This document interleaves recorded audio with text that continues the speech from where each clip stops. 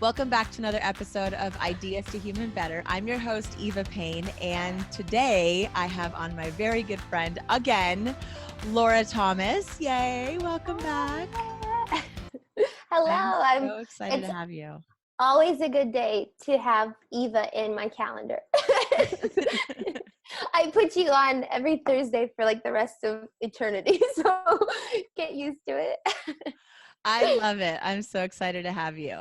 So last week we had such an organic and great conversation just about flow in general. And then I said, we need to do this again. So then we talked about, hey, what do you want to talk about next week? And I just asked you what was coming up for you in your life. And you said the topic of letting go, which then ironically and synchronistically came back into my life. We talked about that yesterday. I'll get into that. But I want to know for you, why that topic and what about letting go do you want to dive into today?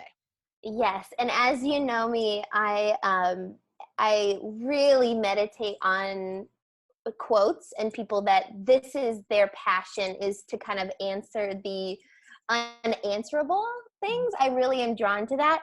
And so what has spawned in the last couple of years my quest to try to let go, being a former very type A, very controlled person, was Joseph Campbell's quote. And it says that everything you've ever wanted is on the other side of fear. And I have lived a life, I was very conditioned into a life of fear-driven, results-oriented lifestyle in every way, shape, and form. And so I've been on, I think motherhood really challenged me, because I wanted to be the best version of myself for my son. And I kind of had an idea of what that would be, but I knew I wasn't there yet. I knew, especially kind of in the relationship I was in with my ex-husband, I wasn't able to kind of be Laura. And so I've been on this quest now for Grayson will be 5 Halloween. And it's been a really cool opportunity, but there are peaks and valleys. I think that ebb and flow is still a part of the process. And I'm just trying to continue to just trust in the process of really understanding that letting go is where you kind of find your power and guidance, I guess. So how do you practically apply that in your life? So like what would you do, let's say today or tomorrow, to be able to really be present and to let go of whatever fears you might have just in your day-to-day life? So what are some of the things that you've implemented in your life that you've seen that have really worked?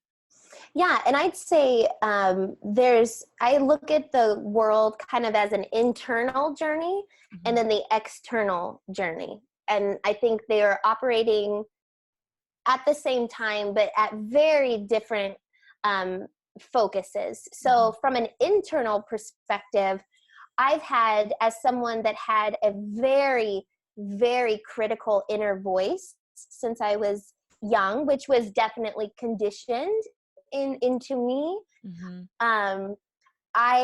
I always have to start with positive self-talk, because I think one of the biggest challenges in our quest to being our true self is to make sure that the inner voice is as kind to you as you when you are the kindest to someone else.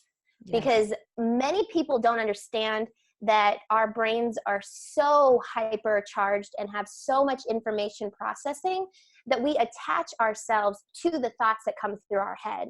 Many of those thoughts are just, I think, factors of ingesting information. And so for a lot of part of my life, I really attached myself to those thoughts. And I thought I was basically condemning my own self, if that makes sense. I was believing those thoughts.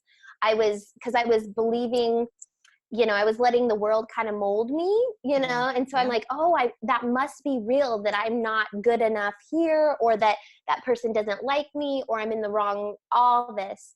And so the first step for me to kind of start going, as I call, down a river, mentally and spiritually, was to be kind to myself and to say, instead of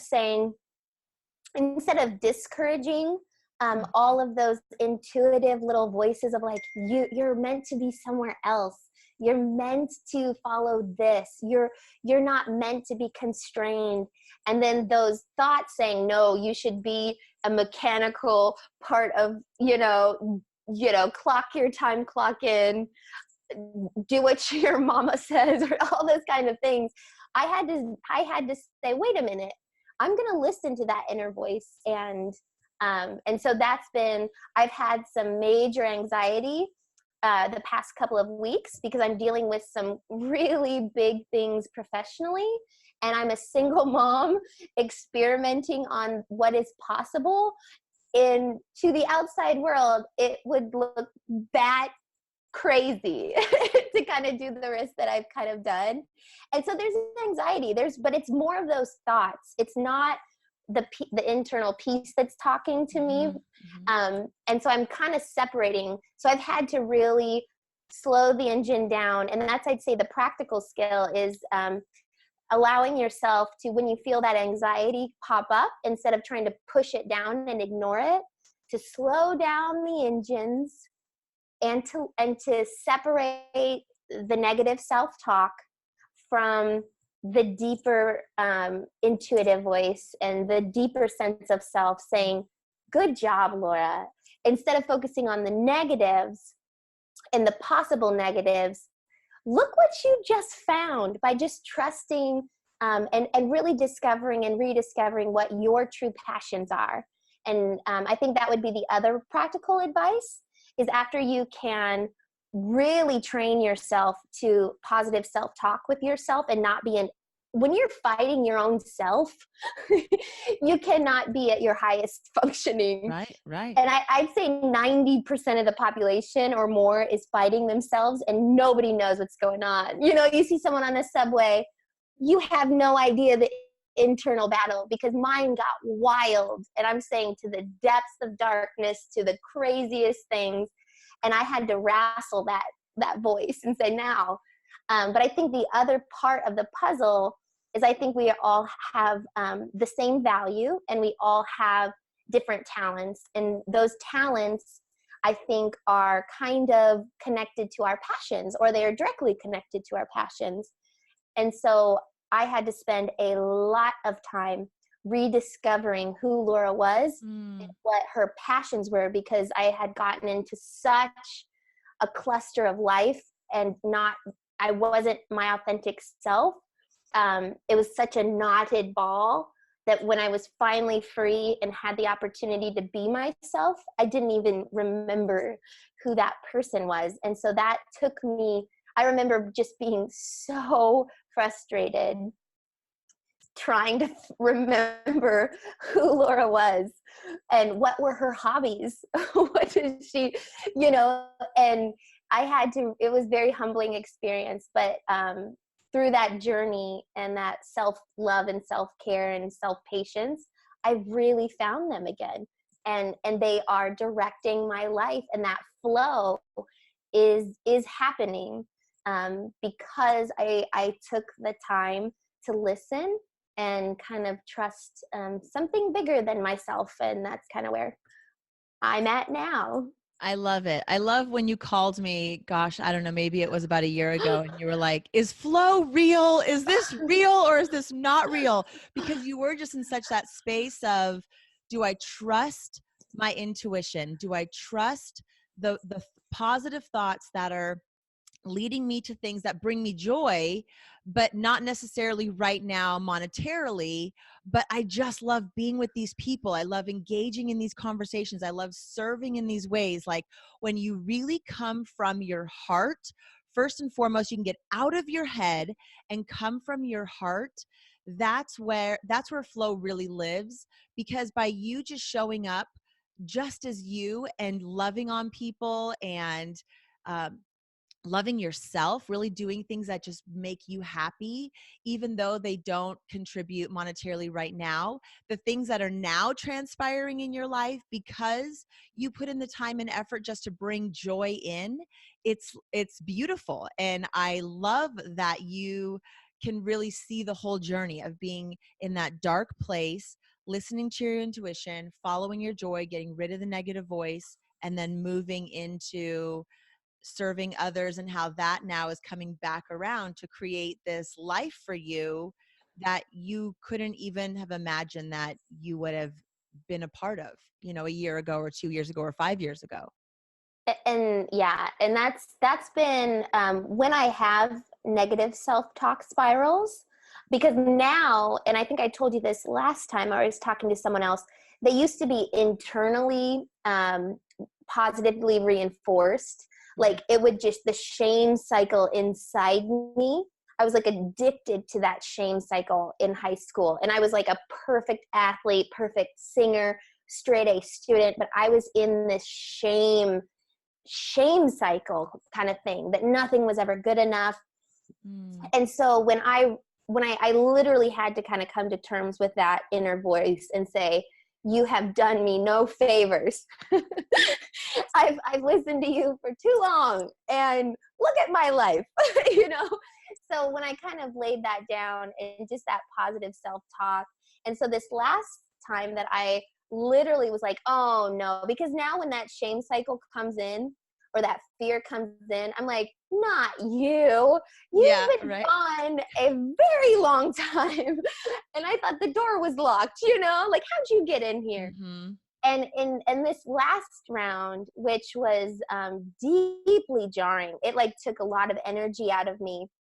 And I started to just reflect, because I think a part of my story is that I have really been, I've been in a place that I can relate with people that have been in really dark places, and kind of, I have my dear friend in South Sudan. She's dealing with insurmountably higher obstacles, but we connect on like a deep level of suffering as a woman and as a single mother, and all these kinds of things, and depression and all of that, and where you feel like there's no hope kind of thing. And so I was feeling this overwhelming anxiety. I knew I needed to just kind of relax for a while and kind of push the brake on life for a little bit to let me kind of move through these feelings. And I just started talking to myself of, Laura, look how far you have come after your divorce, and after you left this beautiful job that you knew was no longer where you were meant to be, and after you lost your home because you got a divorce, and all that, you literally had you thought the train was done. You were grieving a beautiful life that had its challenges, but that literally it was done. Like all you could see was kind of like a black and like no movement forward, back, just kind of stuck in that purgatory. And I said, look where you've come. And most of this, was kind of you connecting to your higher purpose, a collective purpose. It has nothing to do, it has nothing, you're just serving your bigger role. Like get out of your head and really know that maybe things are at a very scary moment in this journey. But just remember, a few short years ago, you didn't even think you'd find yourself in a professionally driven situation where there would be stress. And it really had, letting go, I think, is also taking the pressure off you as a person, and galvanizing kind of the collective strength of whatever flow is, whatever this is. And I think I said it to you last time, is like, as easy as it is for people to go to church on Sunday and to worship, different culture or different customs, I think a lot of people think of flow as kind of a loosey-goosey kind of, homage to some other time period or something. But to me, it all kind of relates together, that it is that same spiritual charge, that drawing towards faith. And while flow is, I think, a little bit more abstract and inner, and there's not a lot of cultural traditions and norms to just know you're on the right path, it is still connecting to the spirituality that's within those religious customs too. And it's where you find yourself being drawn towards the same kind of light that humans, I think, have been drawn to since we were created. Absolutely. Yeah. I think that for me, flow is just something that I know I feel it. I feel it internally. I see it externally because there'll be things that will happen in my external world. But really, so much of it is just based on my perception. And it's my perception of my moment right now. It's my perception of my past. And it's my perception of where I'm going. And how I perceive all of those things determines whether I am either in or out of flow. You're either in it or you're not.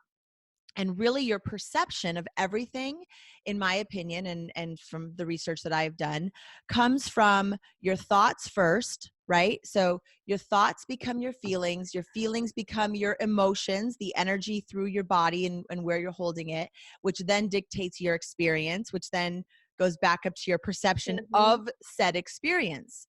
So if you can take something, like you were saying, your past and those really dark times that you were in, and if you can switch your perception on it, or of it, so it's not like this, woe is me, I went through this, I'm a victim, blame him for that, blame her for this, and then that becomes your feelings, the awareness of your emotions, right? Those feelings inside, which then you're holding on to, all those bag of rocks you keep picking up, and then those are all your emotions rolling through your body, which then come out into the world. And if you're on that crazy town train because you have negative self-talk and because your perception of your past, present, or future is negative and is not from a place of either seeing the good in it or just knowing there was growth in it, having some kind of appreciation of it, even though it was bad and even though it was hard. And as long as your perception and feeling towards anything, any person, this is where my acronym live, open, value, everything comes in, and where it's such, like, to me, the foundation of flow. When you can truly be open to every experience you have ever had in your life, when you can be open to every other person's experience and their personal journey of where they need to go and how they need to grow in this world, and just kind of detach yourself from them, like let them have their experience, you have your experience. Either look at it from a mindset of a growth mindset, like that was here for me to learn and grow, and what's the good in it, what's the gratitude I can find in it. And if you can't find it, I literally thought today, I'm going to make a list of everything that I hate, quote unquote, don't like, or person that I blame, if that still exists in my, like really write it all down and then start to like itemize them and go, okay, why do I think this? Why do I believe this? And love it until I actually do, or forgive it until I actually do, or appreciate it until I actually do. Because as long as I have a laundry list of things that I'm blaming, that I'm jealous about, that I feel negativity towards, or have negative self-talk, whether it's myself or an outer thing, then I know I need to work on it. If I'm complaining about my body, well, then I need to get out and do something about it. I can just complain about it, or I can take some action that's going to help me find my flow with negating that negative self-talk and those negative thoughts, which then become negative feelings and negative emotions, and then dictate negative experiences. You have to start with the thought coming in being positive, and one of, I can learn from this, I can grow from this. Everything in my life is for my higher good. Everything I have experienced is so I can continue to grow. And the patterns that keep coming up are doing it in a loving way. They're trying to tell you something if we just listen. So letting go for me is really changing my perceptions of my past, really being present in the current moment and finding the good in it, or being appreciative of it, or just truly doing something that I know is scary, but it's exciting also. It pushes Mhm. me, like being in flow, you're Mhm. kind of pushed right outside your comfort zone, whatever that is for you. We're all different. And then getting feedback, seeing those cycles Mhm. of success, like doing something like this podcast and then having someone say, wow, that was really beneficial. Even one person saying that was beneficial clicks in that cycle of Mhm. flow, that success, that, oh my gosh, I can do this, or I can help someone just by speaking my truth, or just by sharing the wisdom and knowledge that I've learned because of my experiences. And I'd say I love that definition. And since we are both psychology realm people, I love that you are taking like the abstract idea of flow and really channeling it into cognitive behavioral kind of terms for me, where it starts in your head. And that is, it totally makes sense to me. And I wanted this to just show to the people that are listening, whoever, we really connect. Eva has been, when I decided to blow up my perfect life to go towards where I was supposed to be, um, after the cataclysmic fall, and when Eva came into my atmosphere and was like a light in like this super crazy dark period. And Eva, I met her when I was in college before I went to Africa. And it was like this very transformative time in my life. And she mentioned just recently of like looking at everything as good, and seeing that. And so, can you hear me, Eva? Yeah, Is yeah, it yeah. breaking up? No, I can still hear you fine. Your camera froze, but I can still hear you. So just keep talking.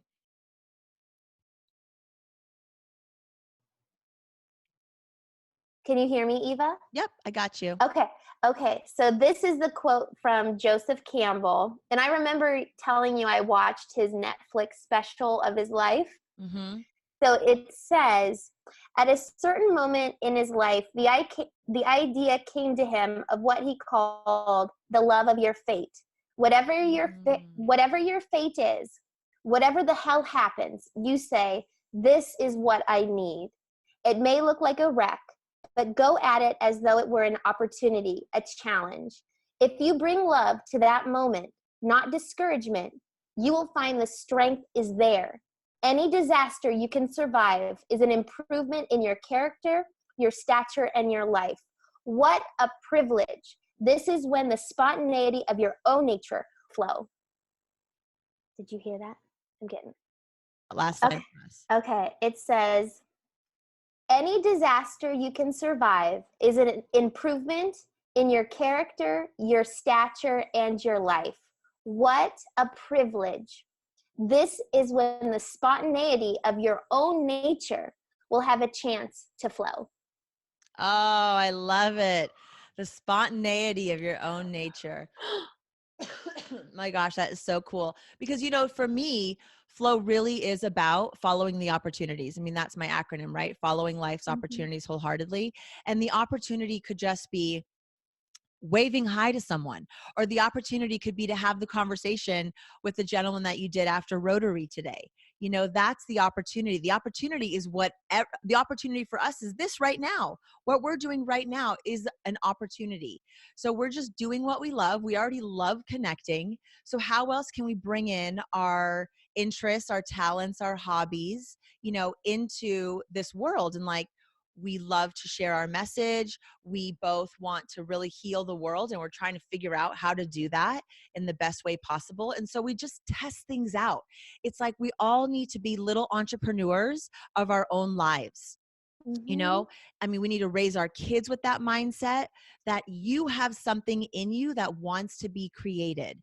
You have something in you, and when you hang on to all the stuff, when you hang on to the expectations of other people, when you hang on to your past story and your negative perceptions of all of that, when you hang on to some goal that's out there that you have to reach, you know, a monetary goal or a status goal or anything. I mean, the goal should just be to live in flow. The goal should just be to have love in your life. The goal should be, to wake up every day and just be excited about your day and excited about the people that you get to connect with and the people you get to serve through your essence. So that's what you're reaching towards. Knowing yourself really, really well so you know what you have to offer, and then start offering it and watch what happens in your life, because you start to see that you have value. And when you know you have value, you feel better about yourself. I mean, that's where self-confidence comes in. It doesn't come in from having a pretty Instagram post with 100 likes.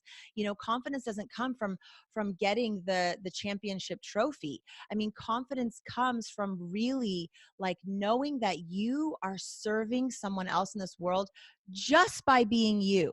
And I know you probably have examples in your own life where you have just given 100% wholeheartedly to an opportunity that was right in front of you, and a magical thing happened. That is flow. That is living in flow, whether it's based in your personal life, your career, your self-care, your educational goals, whatever it is. There's all these different aspects of our life that can be in flow or out of flow. And the ones that are out, we just need to put a little more attention and focus. And then the ones that are in, we just keep nurturing and loving them. But it all starts with our belief system and our perception of the world and our vision of where we want to go. Being able to see the end clear as day, I think, is so important, and to internalize it in your heart. And it's really hard to know where you want to go or have a dream or have a vision when you've got so many rocks on top of you. Mm-hmm. So you got to get rid of those rocks, and then you just got to start dreaming and using your imaginations to see where life can take you, and just go for it. I mean, who cares if you fall along the way? Who cares if you mess up? Who cares if it's not perfect? Because at least you're laying bricks, right? Yeah, and oh, that's a great segue Yes. to the song that I have always been drawn to as a kid, and I can't even. You're gonna hate me that I don't know the name of this band, but it's the one that "You're Just a Brick in the Wall." Do you know who's Mm, the rock band that sings that? I do know the song. I do know the song.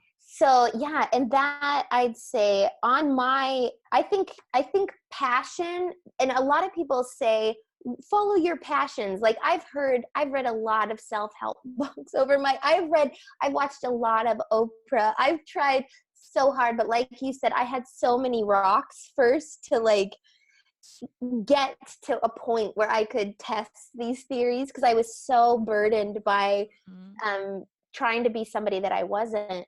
But when you talk about laying bricks, a lot of people, I think, assume that the world right now is kind of the way it's always been. I hear a lot of people say, well, we have an economic system. That's just how it is. You have to work 9 to 5. You have to build a huge insurance policy. You have to do these things. And so when I started, once I got into the real world, I'm so gullible. I will believe you so quickly. And I always laugh at myself when it shows that was like someone was joking with me. I'm like, dang it. Because it's so hardwired in my conditioning to believe what I hear. Because truth, I got my Gallup Strengths Finder. Like, it is so important for me to speak my truth. And that's me. That is not the rest of the world. And I struggle daily with that realization, because I have to remember the world doesn't do that. But Wait, let going me back, just wait. oh, Wait, go let ahead. me just tell you, my friend's boyfriend.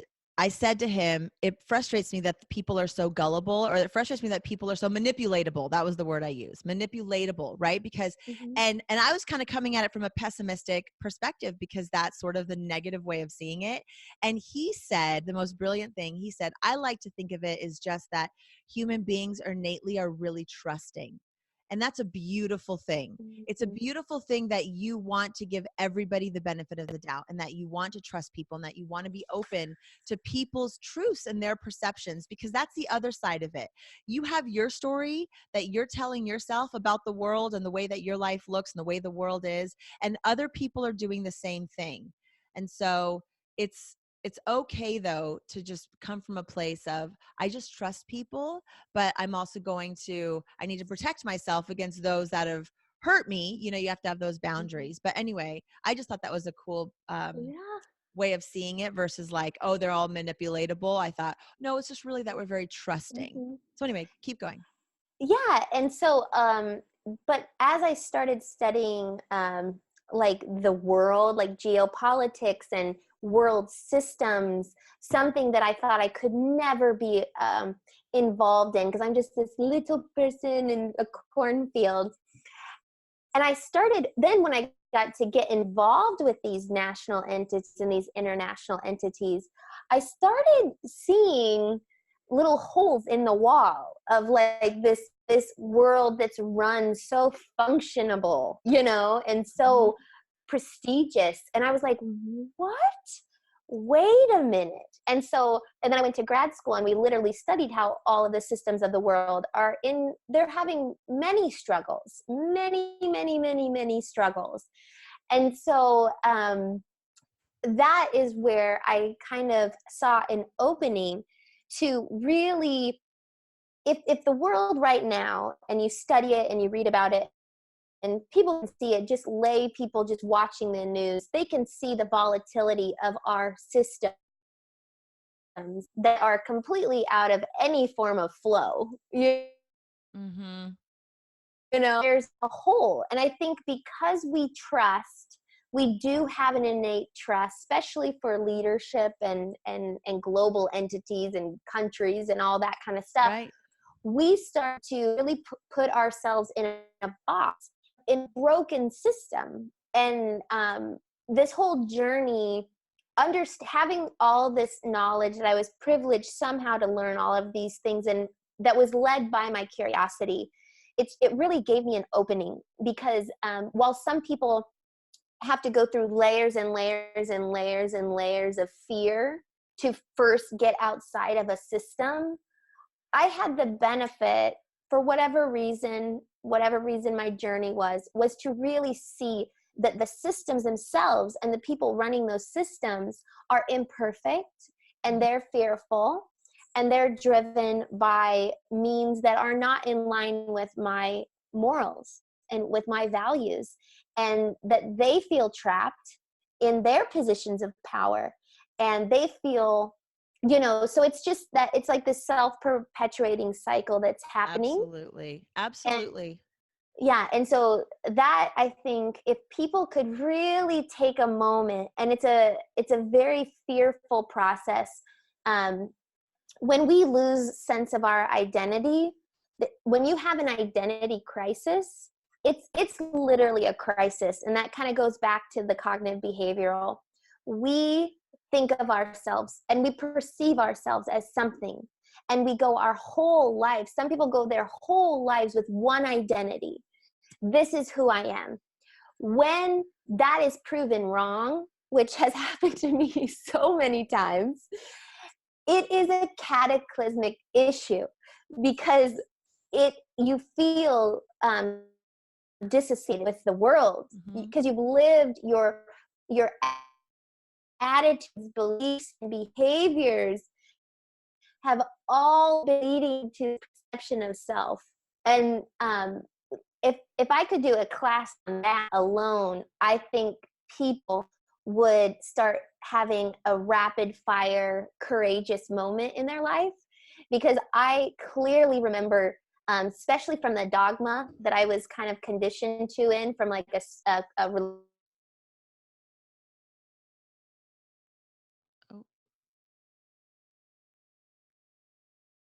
Hello. Sorry, 1 second. Hold on. Yeah. Okay, go ahead.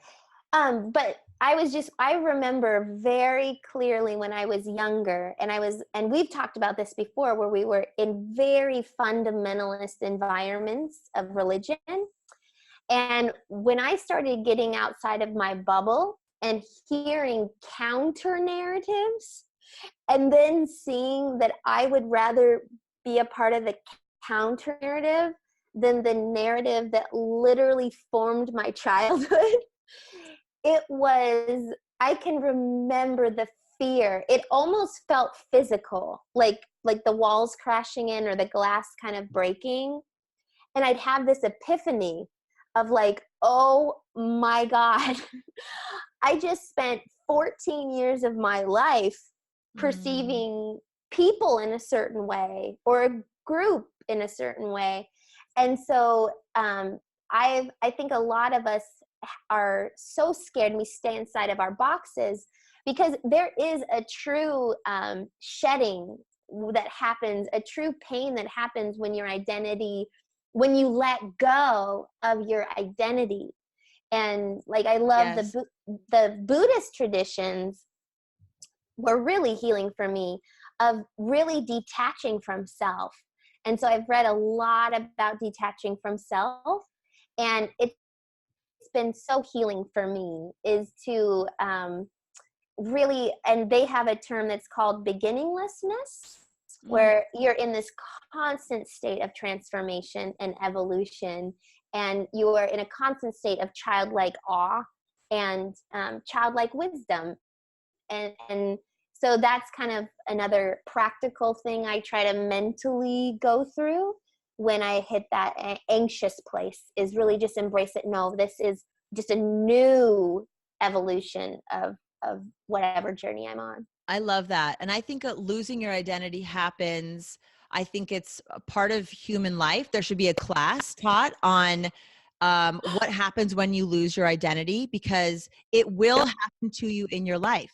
You will be a wife and then no longer a wife. You will be this title in a job and then you will no longer have that title. You will be the athlete. You know, I was watching Hard Knocks last night, this show, and they showed Andrew Luck retiring. He's this quarterback, right, who like got injured and now he has to retire. And it was so hard for him to give that speech. And I thought, you are like the perfect person I want to work with, you know, one day, because he has been a football player his entire life, and now he's whatever age, you know, late 20s, early 30s, I'm not even sure, but his whole identity is wrapped into being that person. And now you have to start over and figure out, well, now who am I? But see, for me, it wasn't really a starting over. For me, the way that I went through my sort of that dark night of the soul, or that sort of losing one identity, it wasn't a loss. It was more I lost you and I found you again. Okay. So I was saying that did you hear me talk about Andrew Luck? Yeah. Yeah. So for him, you know, for me, it was less about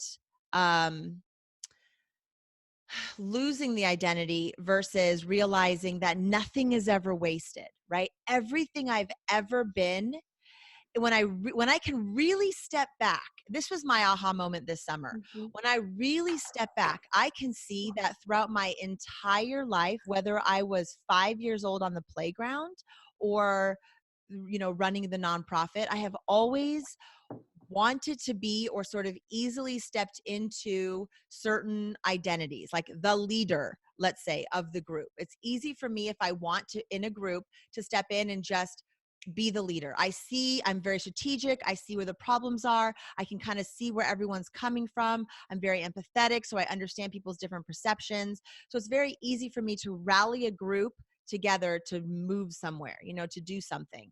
And I've done that over and over and over in my life, whether it was through the sorority, or in my various jobs, or in the nonprofit, or just playing with my friends growing up as a kid. I'd be the one who said, this is what we're going to do, everyone. We're getting together at 5:00 and we're going to create a play. And this is going to be, you know, like I've always been that person.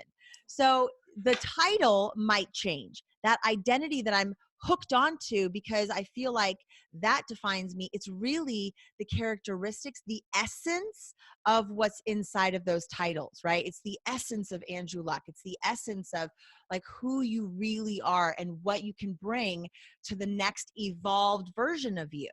And so when you look at what your vision is, nothing's wasted. You're taking everything from the back and bringing it with you into the next thing. At least that's how I kind of frame life and flow for me, and being how I'm able to let go of things. Cause I go, okay, if it's not this, then I know it's going to be something else, but it's always heart centered. There's always joy in it. And even when I have to eat like the poop sandwiches, like do the work I don't want to do, like let's say writing the grant for the nonprofit, I don't really love grant writing, but I love the outcome so much more that I will do the yucky thing because the outcome is what I'm focused on. I'm not sitting there thinking, I'm retyping the same thing I've typed over and over and over again for 20 years. I'm literally thinking about the kids and their connection and how much fun they're going to have, and that this grant is going to help pay for that and it's going to make it possible. So I'm focusing on the good things rather than this is what I have to do. I think you hit it really good about, I think when you lose your identity, it's grief. You've lost a person.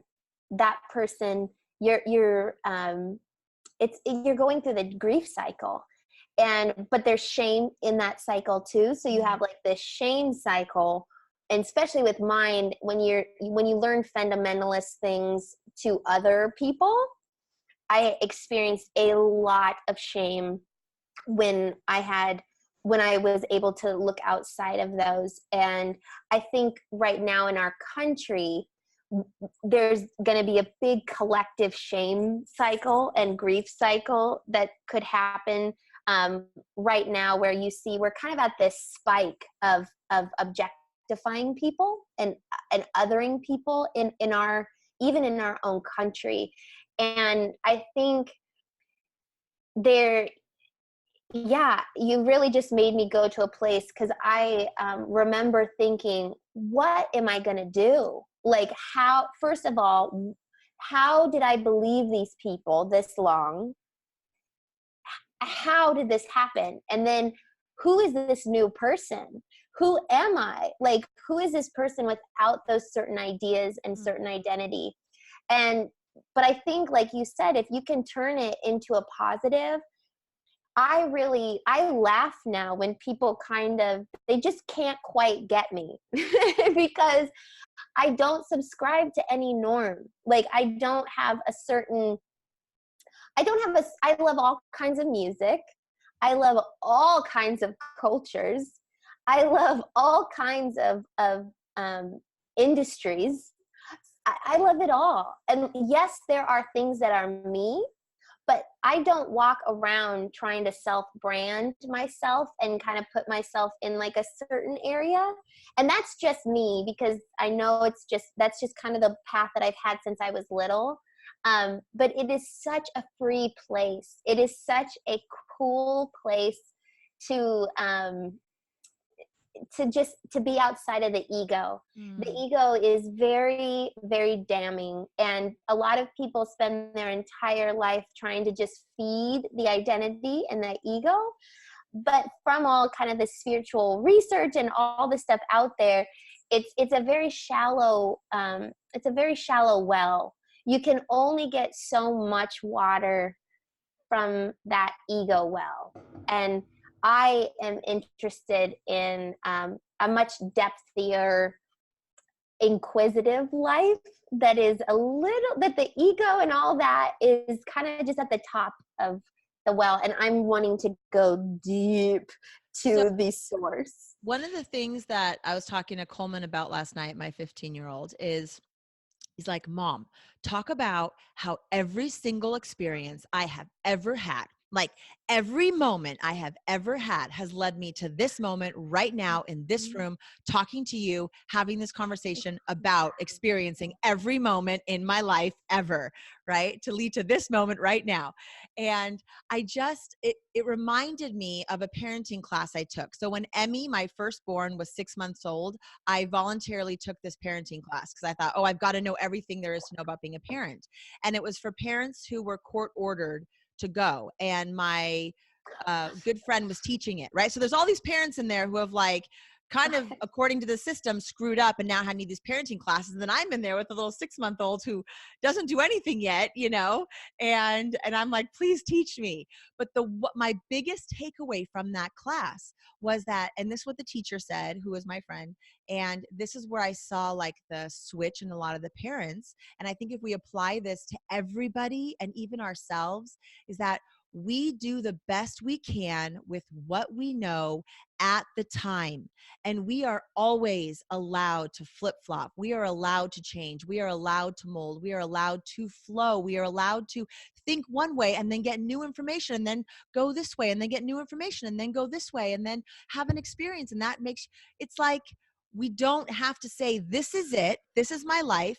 This is every day. I know exactly where I'm going to be in a year at 3 p.m., and because that's not realistic. And when you can look at everyone in your life and say, I've never walked every single moment that person has walked. I have not had every experience that Coleman has had. So the way that he perceives an experience or a person or an event or himself is based on his collective experiences.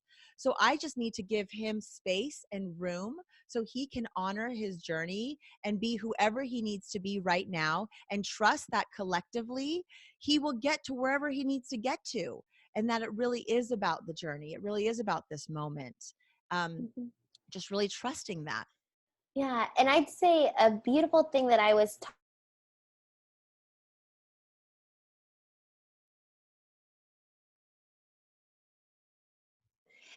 was really along the lines of not everybody wants to dig into the well as deep as like people like you and me, where we question, we want to know, we want to be a part of this abstract flow, this beautiful connection to past and present and future, and we have to honor if someone doesn't want to dig in the well, if they really are at that place. And that's something where I've been kind of convicted, is my curiosities have led me to this place. And I just shine with gratitude that for whatever reason, Laura was meant to be ornery and curious and defy all form of norm. Like, I own that. And I know that to someone else, that is their biggest nightmare, to be someone that can't just do the simple thing. And, but it's also to the point where I really meditate on what you said, is like, we do not know the journeys of each other. Mm-hmm. And if you are someone like us that is trying to heal from trauma, trying to heal from really intense situations in life, sometimes we may look pretty broken to the outside world, or we may look pretty disheveled, than someone that just is kind of coasting and kind of wears the suit and, looks just so. Yep. We're like, oh, you're coming. We've already been there. Woo woo. But it's something where that's where that self-love comes in, is to, I would rather have mud on my face and my hair all messed up, and knowing that I'm trying to really juice every single piece, an ounce out of life, and heal and uncover, who is this person? What is this person? And that's, I think, just where there's just such beauty in the struggle. But that's, I think, something that I was talked about, is I'll go to spaces where people don't even think at all on this level. Like, they don't even want to scratch anything. And sometimes I feel uncomfortable because they seem to have everything really with it. But like, I know for me, this journey, this inquisitive journey, it has so much wealth to just my existence. And taking the time and being around people that, like you, are such an immense blessing and such a good reminder on, this is, I know enough to be stupid in all things. I told you that. I'll believe anybody. My God, I'll believe any cultural thing you talk about, and fix for that. But like, this could be my only shot. I think from an Einstein perspective, my energy will kind of form something else. But this,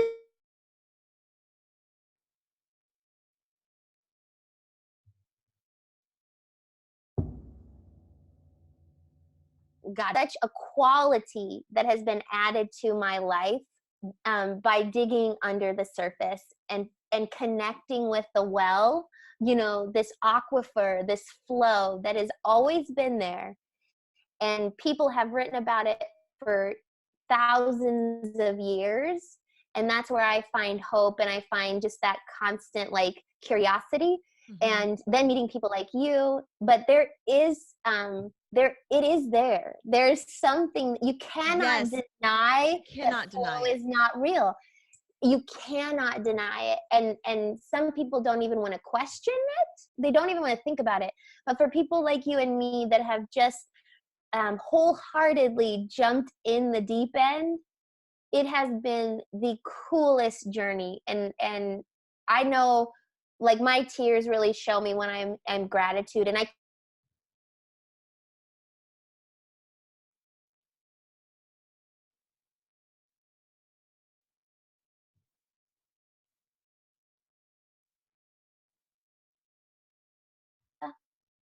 oh, Wait, hold on one second. Give me uh, 1 second.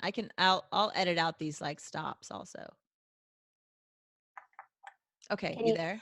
Yeah, Jada Pinkett Smith had a beautiful thing, and she said, Will loves extreme sports. He loves adventure that way. Mm-hmm. My adventure is all internal. And I am a mix, I'm both, but the internal adventure I have went on over these last 2 years, Mm-hmm. it really, really, really has outdone. I've had some really cool bucket list adventures in the physical, like outside of myself. But this journey is so enriching. And I know my life is not going to be measured by quantitative values, whether it's money, years, anything quantitative. It is a qualitative journey. And um, I'm still just at the beginning of it. And the flow, when you hit that bliss point, and it has been so transformational and so humbling. And gratitude, as all the kind of psychology and trauma research is showing, gratitude is so healing. And I think gratitude is really taking the time to tap into the well, to tap into that flow, whether people know it or not. When you Yeah. tap into gratitude, you're entering that peaceful stream that is amidst the chaos. And yeah, it's just been, I just honor it, because I am really at the whim of the universe right now. And the universe has really taken me on not an easy journey by any means, but it's been so much better than anything I could have planned. Yeah, I've definitely been thinking about that a lot too lately. Just like thinking about even in those really dark times that I've had over, post separation and everything with that, I thought I actually, one of the biggest blessings about that time is when you get like unleashed from your patterns and from your routine and from your life is fine, everything's fineness. And all of a sudden, like you're so open and you really just want to know, because you are so confined and it's just like what's available. And I love that time though, because that really is when you're living open, and that's really when you're finding value in so many things. And then it's okay at some point to be like, okay, I brought in all this information and now I can see the things that I want to keep. I can put the other things outside my house, leave them there for someone else who might need it for their journey.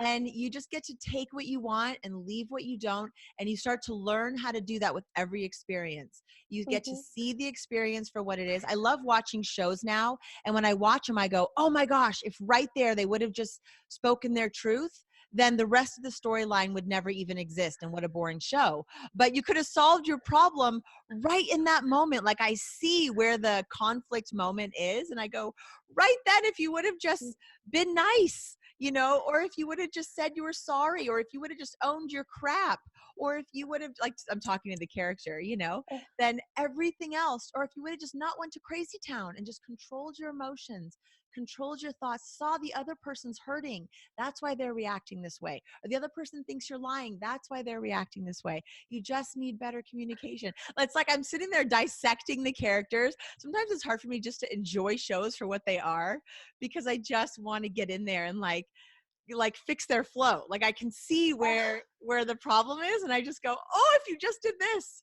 or just tried this, maybe it would work. And so for me, it is fun. It's every day I'm like, okay, what puzzle is going to be in front of me? What obstacle is going to be in front of me that I get to figure out today, so that I can remain in my flow? Like, just bring it on, world. Let's go.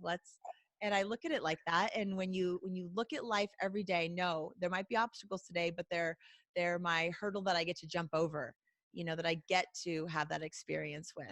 So.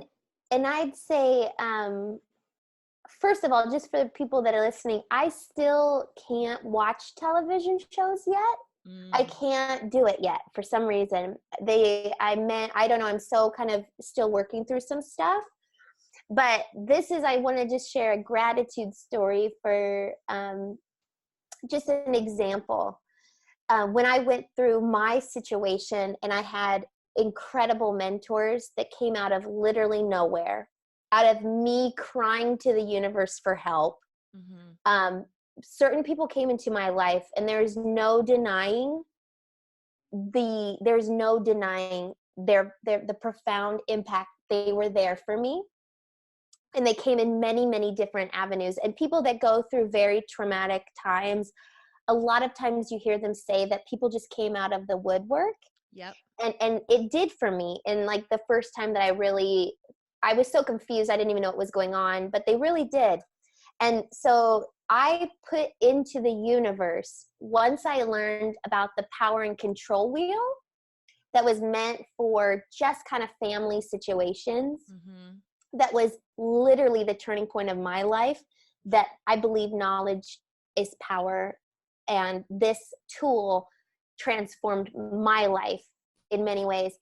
And then I saw how this tool that was meant to be just for families and relationships could be used in the workplace. Okay, this was like 3.5 years ago.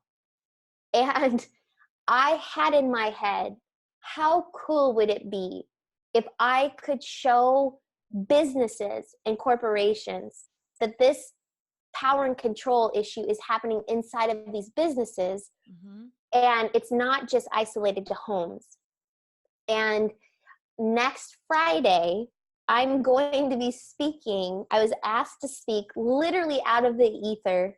I'm going to be speaking to retired CEOs, very top of the food chain, and emerging leaders. And it's about this wheel. They've modified this wheel. I found one example of this power and control wheel for businesses, and for and everybody that I've shown this to, they are like, oh my God, I didn't know this was out there. And it just is that idea to anyone that is curious about if there's another world out there other than kind of the hamster wheel they may feel constrained in, which I know we all kind of feel that, to really let yourself dream. And you kind of, I think you do a way better job than I do, because I'm still working through some stuff.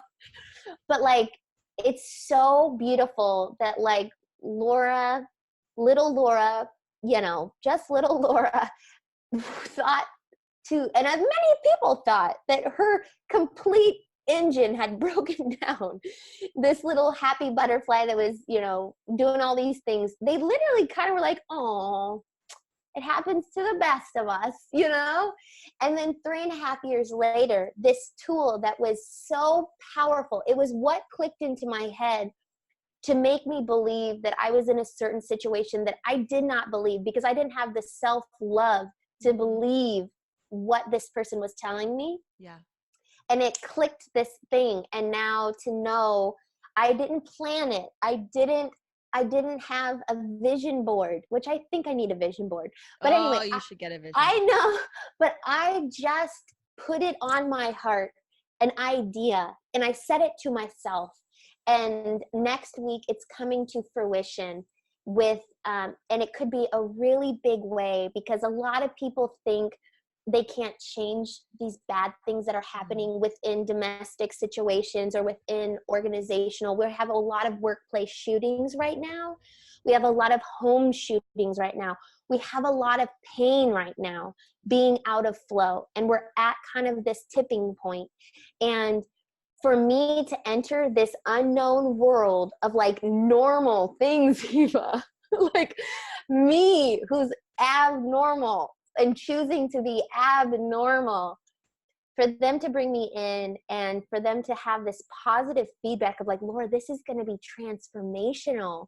And I'm just like, oh my God, because this was a big risk for me to say, hey, can I put this in to this talk? Like, can I talk about something super sensitive that they don't even know it's going to hit them? Because this power and control wheel applies to ourselves. We all have these need to have power and control over others. Sometimes it just goes into a very violent place. And so by able to being self-actualized about our own power and control issues, but then setting a precedent in an organization to say, hey, here's this wheel we're going to watch, and just check ourselves and hold ourselves accountable, and not punitively attack one another while we call these little parts of the puzzle out, but just love each other through that. It shows that I believe my last name, Doubting Thomas, was given to me for a reason, and that's why I've kept it, my marriage name, even though I'm not longer married. It's another little just star for me to believe and to trust the flow, and to trust what is the most sacred secrets and ideas you hold inside you, and let them out. I love that. And I think that's just like a beautiful way to end this episode, because I love how you talked about all these different strategies, cool strategies on how to let go, and just really being able to connect to who you are, getting rid of our rocks, finding your passion, let life unfold, because you are a perfect example of someone who has gone through a really difficult time and then is now having these amazing opportunities present themselves. And I know it's needed. The world needs to know that we can live in flow. Hey, the world needs to know that we can live in flow. But I think we're all at our own levels of it, levels of understanding, right? Like it might be super basic, like just have an open mind. Like that's like one level. Just try to have a little bit more of an open mind to people. Just try to love a little bit more, or we can get real deep and we can get real into like the nitty gritty of how to really do that for yourself, and maybe how to help your family, your kids, and other people. So I want to continue this discussion with you. I love the back and forth. It flows. We think very similarly, but we have different experiences, and we both have the same mission. And I think when you're in alignment with someone with the same mission, and you're really coming at it from a place of your heart where you just really want to assist the world in having more harmony and more peace and more self-love, and you just say to the universe, like, use me, use what talents I have to do that, that's where we start to see flow in our lives. So I'm going to give you any final thoughts and thank our audience for being here with us today. Yeah, and I just say something that I just meditate on is just I honor this process. We're living in a world where people's lives are being cut short from certain things, and while we don't know why bad things happen to like the most beautiful of people and children, the one thing that we can control is trying to do as much as we can.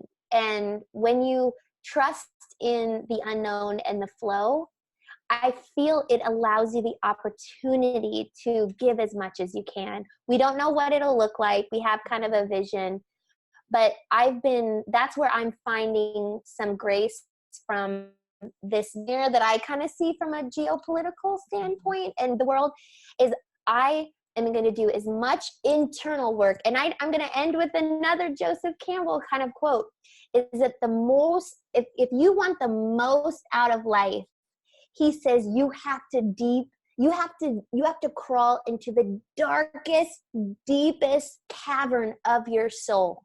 If you want to reach the highest point of your life, you've got to go in deep. And I think that's where you have given me the space.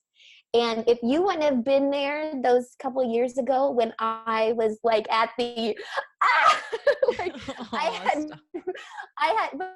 had made the decision. I had no map and nothing.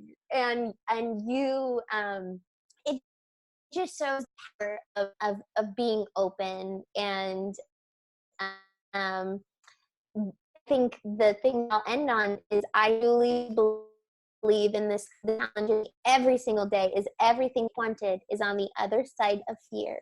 And so when you feel those fear points in your life, just be a little braver tomorrow. Whatever silly thing it is that you're scared. I was scared of like bugs. I've really worked on but anything you can do to behaviorally look and self-actualize. Why am I afraid of this person or this thing or this? You know what? I'm going to be honoring and just put my toe into fear. And then you become then you get addicted to that. And I think that's where flow really kind of starts charging is you're like, hey, this was all just kind of a barrier Smoke for and me mirrors. from flow. Yeah. Mm-hmm. There really is nothing to fear. So whenever you face those fears, you realize that people are just people and everyone's just trying to do their best and everyone just wants love and acceptance and wants to feel meaning and wants to feel purpose. And it doesn't matter, like we said in the podcast before, if I'm a mom in Zimbabwe or Russia or North Carolina or Santa Clarita or Omaha, Nebraska, right? Like we all human beings innately want the same thing. We all come here wanting to contribute, whether we know it or not. That's what our soul is yearning for. And listening to our heart, we know what we want. We don't have to go anywhere else. We don't have to go external. There's information out there for us to bring in and then think about and ponder about and feel and then put back what doesn't work and keep what does. And that's how you live in your flow, by just honoring your heart and doing that every single day over and over and over, honoring where you want to go, honoring who you want to be, and working through, like Joseph Campbell said, working through all that stuff that you don't want to look at. You have to look at it. You have to be brave enough and strong enough and courageous enough to look at the stuff you don't want to look at. That is, once you do that, everything tips. And if you can be the shining light in your house, in your little neck of the woods, your circle of influence can ripple out to so many people. You have no idea the impact that one person can have.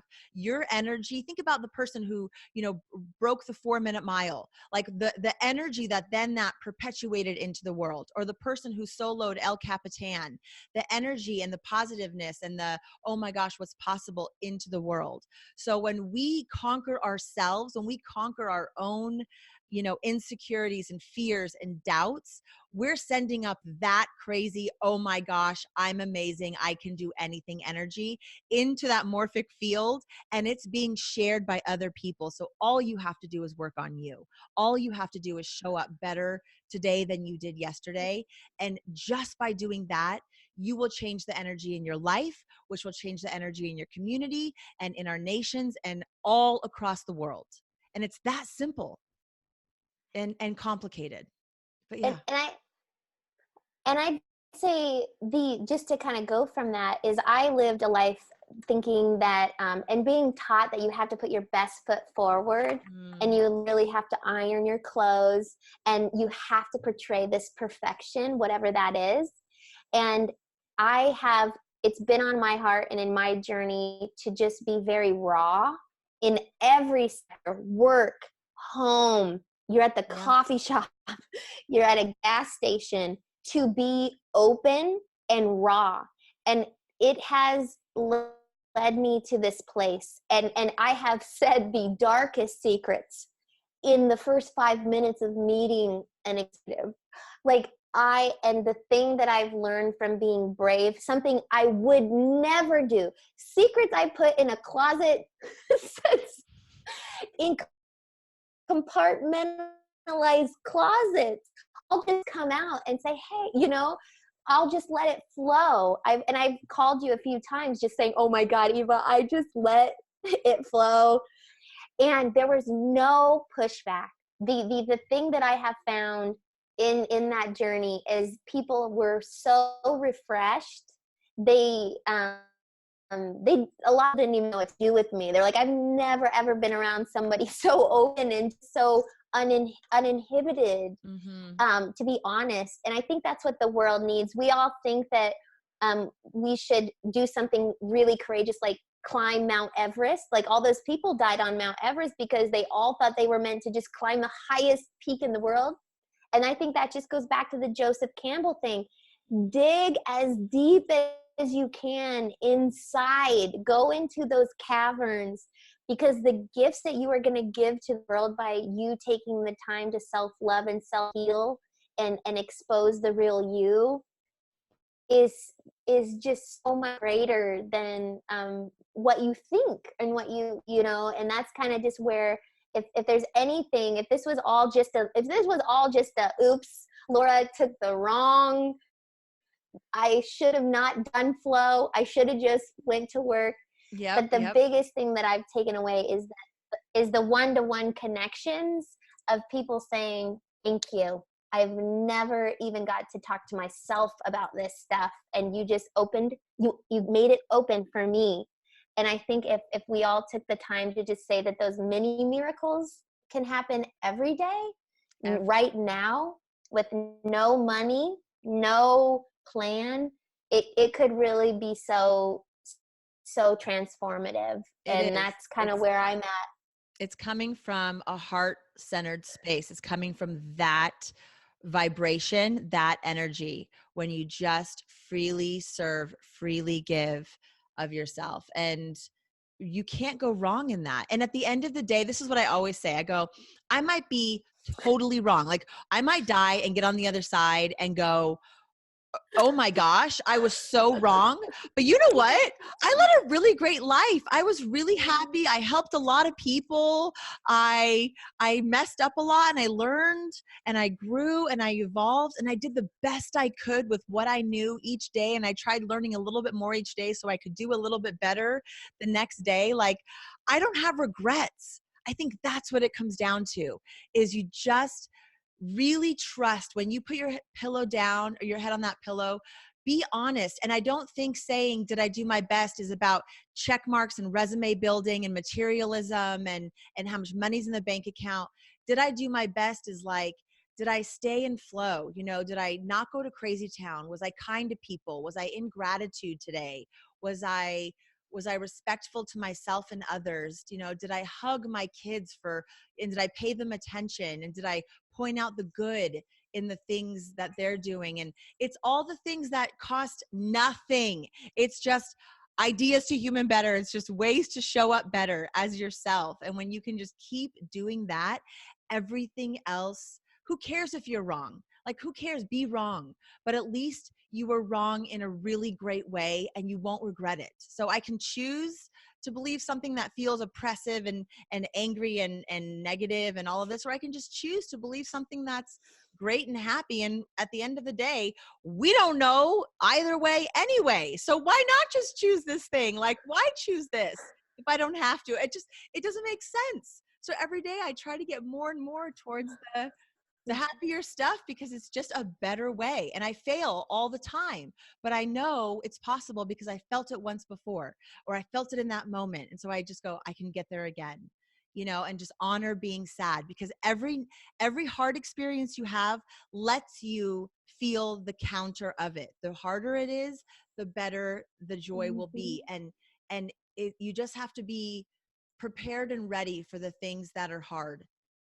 and when they Mhm. come, don't go to crazy town, breathe, be aware of your thoughts, look for the good, and then it's not so hard. The next time a hard thing comes because you've built up skills and Mhm. grit to get through it. Oh my gosh, we said we were going to end. See, this is what happens with us. And then we just keep going right along. Okay, I'm not going to talk anymore. I'm going to let you talk one more time, say whatever you want to say, because I know you have something great to finish on. And then I'm going to Yeah. stop the recording, but then we'll just say bye without the recording. Okay. Yeah, the thing that came into my head is they say like when you have near death experiences, your whole life flashes before your eyes. And in my situation, the two things that flashed before my eyes was that the world was not going to know what I actually thought because I'm such a people pleaser, and then that I wasn't going to get to see my son grow up. Those were my two things. Mm. And 3.5 years later, there's so much gratitude. Like working very scary time and very very big struggle, and the world knows exactly what I think, and I have had so much quality time the conventional way. And so the universe the universe, I think, really really really takes care of you when you are courageous and you risk trying to be for the greater good. And I don't think it's a quantitative value. I think a qualitative value. There are so many wonderful people that are going through all sorts of things, but somehow in my experience is trying to live your best life. The universe will kind of, like you said, bring you the counter, but there is so much hope, and there is so much growth from the darkness, or we all kind of try to just challenge ourselves. We're just going to help reach people quicker at a quicker volume from that hopeless place and just really get them back on their feet. It's And true. I think Lizzo right now, I think Lizzo is a huge example of self-love. Are you following Lizzo and No, all I of don't her follow her, but speeches? I listen to her music when I run. I listened, like, I have this whole dance that I've like made up and I'll start doing it. Like, it's really strange, but no, I can see it. I If you, grow my hair it's showing. nails. But she talks to her audience, and I've been following, and she talks to her Instagram audience, and it just shows that we are opening like it's just a cool time to be alive. And what was cool yesterday may not be cool today, and it's like a good thing. And so she's promoting and projecting this self-love, and yeah, it's been an honor. I love that. And I want to just acknowledge you because I think that's huge awareness that what you found you wanted was to be able to speak your truth and to spend more quality time with your son.